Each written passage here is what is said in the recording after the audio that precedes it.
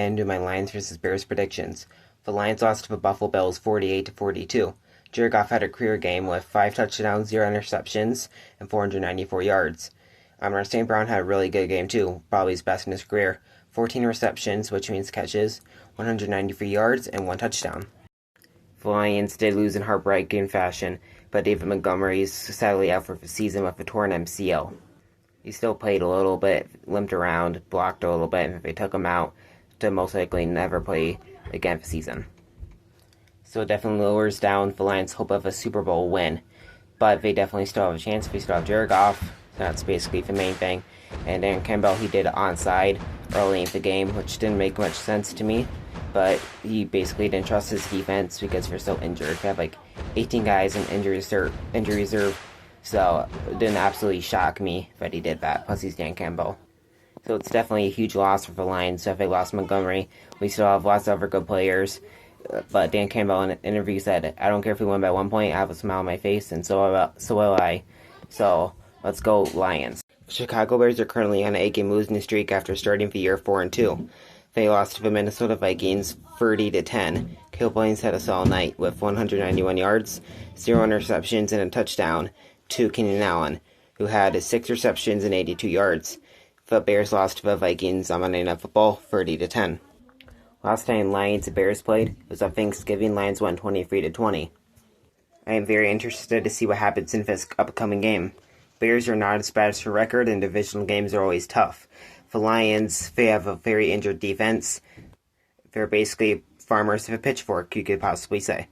They're signing guys because they're desperate. They don't really have anybody else. They have a lot of guys injured, which is partly why they lost to the Buffalo Bills and allowed 48 points. But luckily it's not a blowout, and Lions scored 41 or 42. Let's move on to some of my predictions. I have Jared Goff having 3 passing touchdowns, 250 plus yards, and no interceptions. After having almost 500 passing yards and 5 passing touchdowns versus the Bills, that goal seems pretty reachable. I have St. Brown getting 50 plus yards, 7 plus receptions, and a touchdown to go with it. I have Sam Laporta getting around 5 receptions and a touchdown, with around 40 plus yards. I have Tim Patrick getting 20 plus yards with no touchdowns.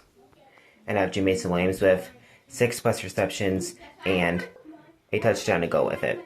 Those are my Lions players' predictions. Let's get on to the Bears. I have Caleb Williams getting 250 plus yards, 2 passing touchdowns, and no interceptions. Those 2 passing touchdowns going to DJ Moore and Keenan Allen. I have Keenan Allen getting 6 plus receptions and, of course, a touchdown. For DJ Moore, I've been getting around 7 plus receptions and a touchdown. And I also predict that DeAndre Swift, a former Lion, will get a touchdown. He had a pretty good night versus the Vikings and lost, but I do think DeAndre Swift will have a good night in his revenge game. But I predict the revenge game will not succeed, and Lions win 31-24, sweeping the Bears.